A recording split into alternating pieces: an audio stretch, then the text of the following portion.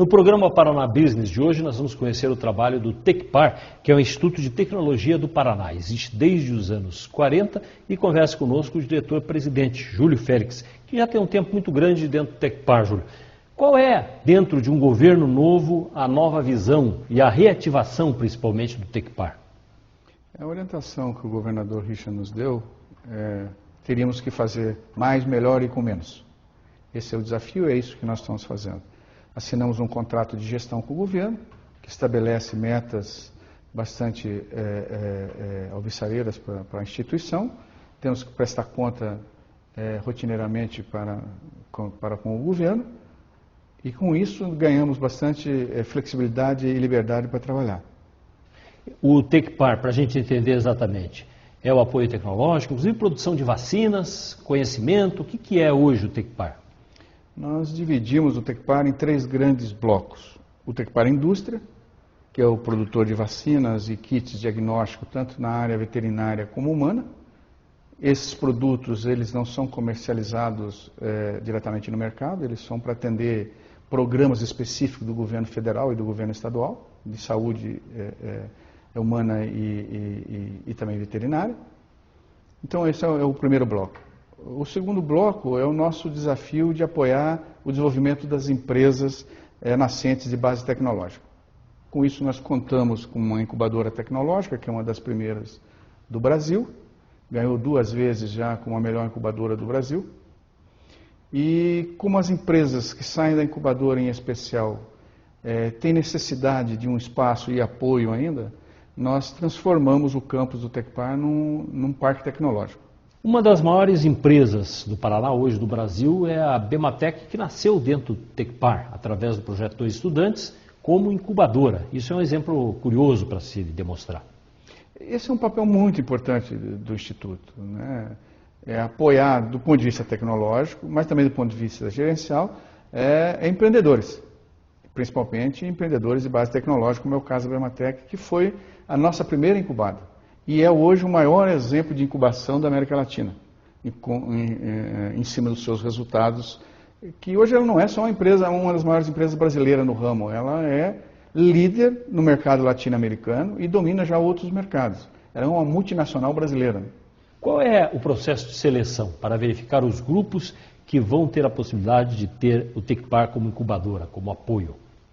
O sucesso do empreendimento na incubadora, ele começa na escolha da empresa que vai ser incubada. Nós fazemos um chamamento por edital, esse edital é aberto o ano inteiro e tem 3 chamadas por ano, a cada 4 meses nós fazemos uma chamada. Essas propostas de incubação são analisadas pelo corpo técnico, ajustadas com o interessado até estar em condições de ser submetido a uma banca. Essa banca é composta por pessoas da própria instituição, convidados de universidades, centro de pesquisa, e principalmente tem pessoas do mercado, que poderiam ser potenciais consumidores ou clientes dessas empresas que se interessam pela incubação. A ideia do Tecpar, transformado numa unidade, num centro de soluções tecnológicas, que é a nova proposta, representa o quê? É uma mudança bastante significativa da forma de trabalhar da empresa. Nós trabalhamos de uma maneira muito passiva, ou seja, nós tínhamos uma competência, a empresa procurava um dos nossos serviços, e entregávamos os serviços e paramos por aí. Mas a empresa, ela tem necessidades diversas. E uma instituição como a nossa, ela tem a obrigação de atender a essas necessidades como um todo e não fazer uma parte do serviço. Se nós não tivermos a competência para executar internamente, nós trabalhamos em rede com outros centros de pesquisas, com universidades, tanto do estado ou fora até do país, para atender a necessidade dessa organização. E agora há uma nova linha de trabalho, a educação. Isso representa cursos de duração menor na área tecnológica? O Tecpar, ele tem desde o seu início, uma relação com a universidade muito grande. Vários cursos da Universidade Federal do Paraná, eles nasceram dentro do Tecpar, né? E com essa experiência, nós continuamos fazendo um curso aqui, um curso ali, uma parceria com a própria Universidade Federal ou com a UTFPR e fazemos atividades educacionais. Mas na primeira reunião do conselho do ano passado, do conselho de administração da empresa, foi determinado que nós realmente implantássemos a área educacional que está no Estatuto do Instituto e nunca foi implantado de maneira formal. Mas nós não estamos entrando no mercado educacional para concorrer com universidades, escolas técnicas, coisas dessa natureza. Nós estamos para cobrir o espaço não coberto por essas organizações para atender empresas, né, em técnicas, em ferramentas específicas para o processo produtivo dessas organizações. O corpo técnico são praticamente 1.000 pessoas trabalhando lá. Como é que é a possibilidade de renovação? Porque quando você trabalha com tecnologia, você tem que ter uma abertura para a entrada de gente nova, novos conhecimentos. Isso é possível numa estrutura que é estatal? Esse é um desafio muito grande para organizações de pesquisa e desenvolvimento de uma maneira geral. A sua necessidade de competências novas, ela vem com uma velocidade muito grande. Nós conseguimos o apoio do governo e estamos implantando um programa de desligamento voluntário, de forma que a gente possa ter capacidade de renovar o corpo técnico. Ao mesmo tempo, o governo nos autorizou a um concurso público, porque apesar de sermos empregados públicos e não funcionários públicos, temos que fazer concurso. E estamos renovando o corpo técnico de modo a poder atender essas demandas que são cada vez diferenciadas da indústria do Paraná. Não? O Tecpar, ele, apesar de ser ligado ao Estado, ele trabalha na visão de empresa, de ter clientes, de venda de serviços? O Tecpar é uma empresa pública, que está vinculada à Secretaria de Ciência, Tecnologia e Ensino Superior, tem como, do ponto de vista legal, necessidade de vender seu serviço para cobrir suas despesas e temos que trabalhar, então, de igual para igual com qualquer empresa. E são várias sedes hoje, a cidade industrial, que é talvez a mais importante, né? E tem outras e outras cidades. A cidade industrial, onde nós temos o maior polo de atividades, mas ainda temos atividades do ponto de vista industrial no Juvevê, que foi onde nasceu o Tecpar. Temos uma unidade em Araucária, que agora é um centro de estudos pré-clínicos para lançamento de novos produtos na área de saúde. Temos uma unidade em Jacarezinho e também temos uma outra unidade em Maringá para atender as indústrias da região. E o parque tecnológico, como é que é o funcionamento? Pois é, Vili, a experiência da incubadora, depois dos seus 20 e poucos anos de trabalho, nos levou a criar na cidade industrial de Curitiba, na nossa sede, um parque tecnológico, que é o pós-incubação. Hoje nós já temos centro de pesquisa incubado, temos empresas incubadas. Lá tem uma empresa que o Tecpar é sócio, que também está incubado, e nós temos já uma dezena de solicitações de empresas para que venham se instalar no campus do Tecpar. É uma forma de nós ajudarmos essas empresas a se desenvolverem mais rapidamente, se fortalecerem para atingir novos mercados que não só o paranaense e o brasileiro. Há uma definição de tempo, por exemplo, sendo um projeto, sendo estudante, sendo um grupo novo, há um tempo de assistência determinado? Depende de cada empresa? Nós trabalhávamos com um prazo de 2 anos. O que nós descobrimos ao longo do tempo, que a maturidade da empresa dependia muito do ramo do que ela trabalha. Uma empresa de biotecnologia, por exemplo, para lançar um produto, ela precisa 4, 6 anos. Então, aqueles 2 anos não eram suficientes. Então, nós não medimos mais pelo tempo, mas pela maturidade da empresa. Nós vamos para o intervalo. Estamos conversando aqui com o Júlio Félix, que é diretor-presidente do Tecpar, o Instituto de Tecnologia do Paraná. Já voltamos.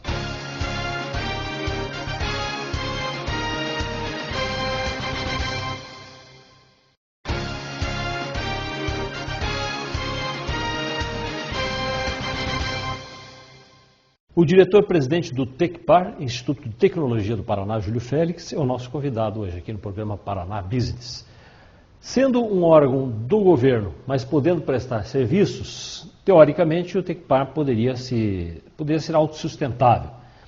Perdeu essa função nos últimos anos, agora no novo governo a ideia é recuperar outra vez essa condição. O compromisso que essa direção do Tecpar assumiu com o governador é de, até o final deste governo, o Tecpar voltar a ser autossustentável. Autossustentável com um centro de pesquisa significa ele pagar pelo menos os seus custos. E é nessa direção que estamos trabalhando. Para isso, estamos alterando expressivamente a forma de trabalho do Tecpar e ampliando a sua gama de atividades. Trabalhos anteriores, como atendimento laboratorial às empresas, permanecem?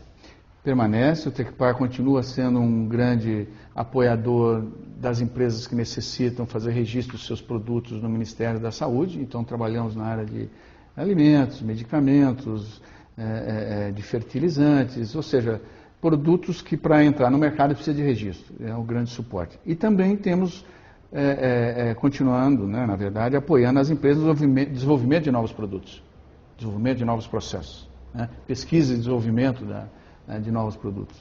O que é que faz a diferença? Por que em algumas áreas é necessária essa atenção governamental à área que normalmente seria empresarial? O Tecpar toma um cuidado muito grande no seu espaço de trabalho de não concorrer com a iniciativa privada, né? A não ser em atividades que realmente ela é deficitária por um lado, mas ela é alavancadora da economia do Estado. E aí nós atuamos. E o Estado nos apoia para que isso possa acontecer, com os seus recursos financeiros.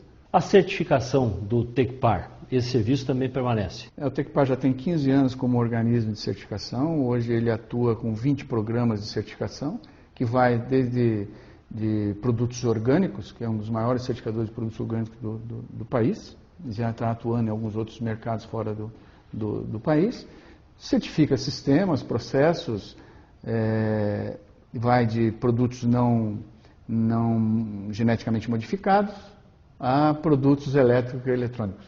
A inspeção veicular é também uma tarefa do Tecpar. O Tecpar tem uma unidade de inspeção veicular aqui em Curitiba e uma outra unidade em Maringá. Nós trabalhamos com a inspeção de veículos modificados e principalmente com veículos que sofreram algum dano em um acidente, que precisa ser verificada as suas características de segurança iniciais, né? Se for para a gente entender de uma forma simples, a contribuição que o Instituto, que o Tecpar tem que dar ao Paraná, como é que nós podemos resumir? O Tecpar hoje é o grande alavancador da tecnologia empresarial no Estado. E ele é um dos maiores institutos do país nesse tipo de atividade. E o perfil do Paraná nessa área teve uma evolução bastante grande, né, nas últimas décadas. O Estado tem um perfil muito diversificado do ponto de vista dos setores econômicos, né? Com a vinda das montadoras para o Estado, isso diversificou muito mais ainda. E as demandas por serviços e soluções na área da tecnologia ampliaram imensamente. E a parceria e a ligação com as universidades, as estaduais principalmente, que estão no mesmo ramo? O Tecpar ele não tem todas as competências que são demandadas pela sociedade, então ele procura trabalhar em cooperação. O primeiro parceiro nosso são as universidades estaduais, né? Mas trabalhamos em parceria com universidades privadas também. Tradicionalmente a Universidade Federal e a Universidade Tecnológica, que já temos convênios e contratos de trabalho conjunto já há muito tempo, né? Não há nessa área de ciência e tecnologia condições de você atuar isoladamente. É uma soma de competências. Um trabalho que começou lá na década de 40, o que levou naquela época, dá para entender hoje o que é que levou já naquela época esse despertar de uma consciência de trabalhar nessa área de tecnologia, o Instituto voltado exatamente a essa área? Veja, eu acho que o Manuel Ribas, então interventor do Estado, ele era visionário, e percebia a necessidade do Estado de ter um organismo que pudesse apoiar a economia, o desenvolvimento da economia do Estado. E foi onde nasceu o Tecpar. E ele nasceu para apoiar a agricultura, em especial, e que era o preponderante na economia do Estado. Como o Estado foi diversificando, o Tecpar também foi diversificando. E por isso hoje ele é uma entidade multidisciplinar. Atua da área elétrica, à área mecânica, da área da saúde, para a área da informática, né? Nós tivemos um papel bastante importante nesse ano que passou, num instrumento que vai alavancar a indústria paranaense, que é a Lei de Inovação. Existe a Lei de Inovação Federal, que permite, então, um apoio expressivo do Estado para com a empresa privada. Vários estados já elaboraram as suas leis de inovação, tendo como referência a lei federal, e nós somos um dos últimos estados a elaborar a sua própria lei. A lei está pronta, nós debatemos com a sociedade, debatemos com o legislativo, ela está em fase final de análise jurídica para ser encaminhado como projeto de lei à Assembleia Legislativa. Os laboratórios do Tecpar, eles nasceram a partir de áreas que não tinham na iniciativa privada esse atendimento e que existia necessidade, como você cita aí o caso das vacinas, ou kits de diagnóstico? Ele veio para cobrir realmente espaços que não estavam cobertos pela iniciativa privada. E esse cuidado nós continuamos a ter. Então a nossa orientação é, se não tem quem faz, nós temos que fazer para ajudar o desenvolvimento. Tem quem faça, ou a gente faz melhor que quem está fazendo, ou nós saímos do mercado. Essa é o tipo de decisão que nós tomamos com os negócios do Tecpar. E vai além do Paraná? Tem outras regiões atendidas pelo trabalho? O Tecpar, ele tem 40% da sua atividade, dos seus clientes fora do estado, né? E tem um percentual aí de 5% que é fora do país. Na entrada na área educacional, na área de complementação, de formação, já há setores escolhidos que vão ter uma atenção inicial? As instalações hoje abrigam essa capacidade de ensino? O Tecpar tem um centro de treinamento na cidade industrial. Mas o Tecpar Educação vai atuar em educação à distância, porque é necessário dar capilaridade, o que o presencial não dá.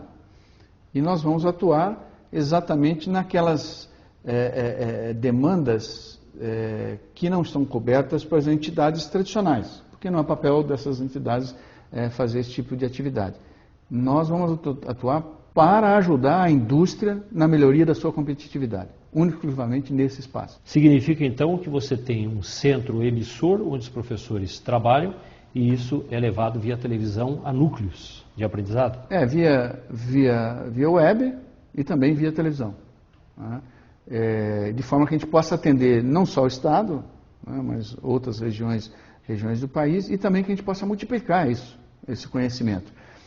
O que nós vamos colocar no mercado é conhecimento que o Tecpar tem internamente, principalmente que ele tem interno, competências já disponíveis, e transformar isso em educação continuada para as indústrias. E o funcionamento disso, ele inclui certificação, ele inclui acompanhamento, é um ensino parecido com o convencional, apesar de ser mais curto? Ele não é parecido porque o nosso intuito, existe uma diferença entre certificação profissional e certificação de profissionais.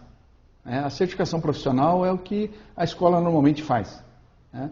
A certificação de profissionais é certificação de competências. Envolve uma das atividades das escolas normais, mas nós temos que avaliar também habilidades e experiências do profissional. Então, para se entender melhor, uma complementação profissional. Uma complementação profissional. E é na garantia de terceira parte que aquele profissional está habilitado para aquele tipo de atividade. A previsão para começar com essa nova fase já existe? Já. Nós terminamos o planejamento da atividade educacional. Estamos agora finalizando o plano de negócios e até o mês de abril nós entramos no mercado. Muito obrigado, diretor, pela participação com a gente aqui. Eu que agradeço a oportunidade de reencontrá-lo e também poder falar de uma instituição tão importante para o desenvolvimento do nosso estado, que é o Tecpar. Sucesso nesse trabalho. Muito obrigado. Muito obrigado. Vamos ao nosso intervalo. Na sequência, você tem o bloco de turismo do Paraná Business. Já voltamos.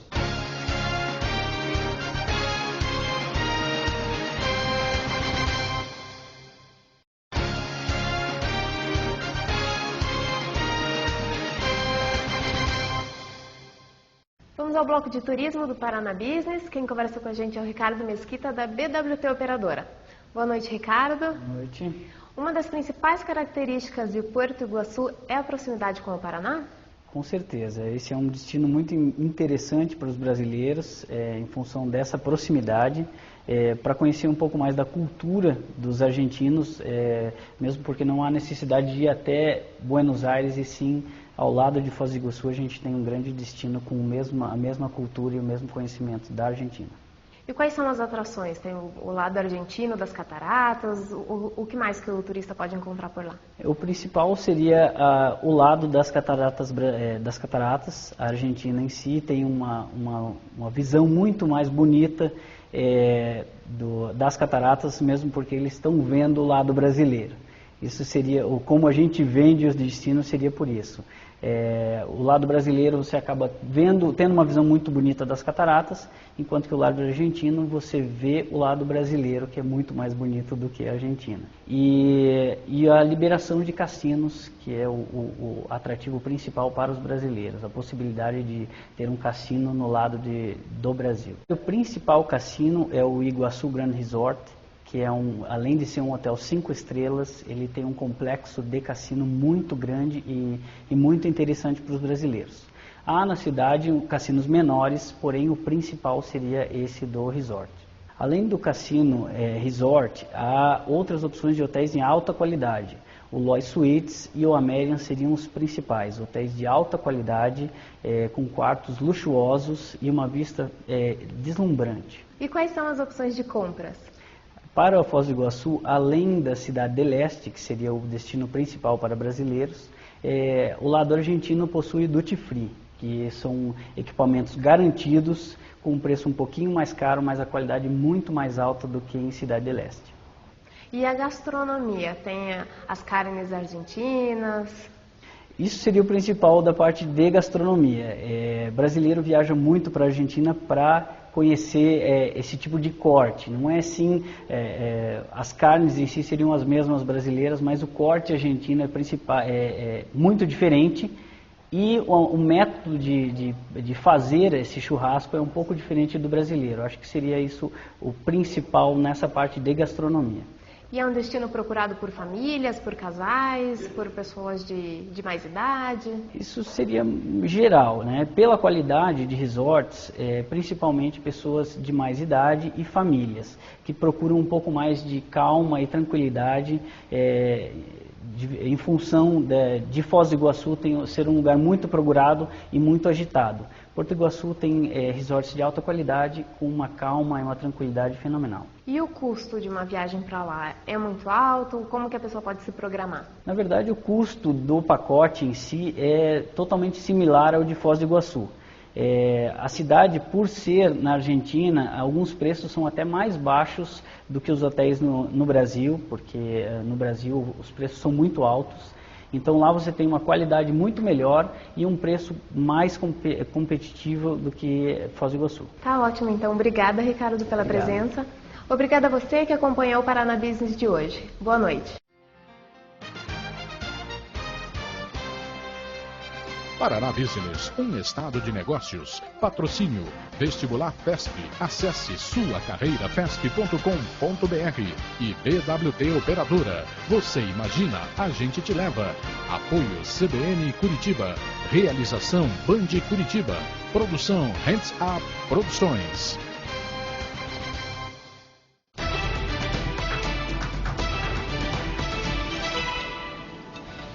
Curitiba está em obras para transformar ruas por toda a cidade. É a Operação Asfalto Novo. É uma renovação que vai desde ruas que foram pavimentadas há 40 anos até outras que estão ganhando asfalto pela primeira vez. São 597 quilômetros de pavimentação distribuídos por 950 ruas nos bairros da cidade. Uma renovação urbana que já está beneficiando todos os curitibanos. Asfalto Novo veio mudar a situação, mudar a qualidade de vida nossa.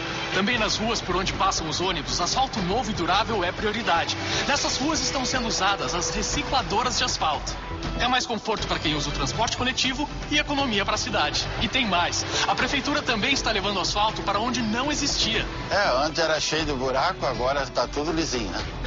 É a Operação Asfalto Novo. Planejamento a serviço dos curitibanos. Acompanhe as obras pelo site.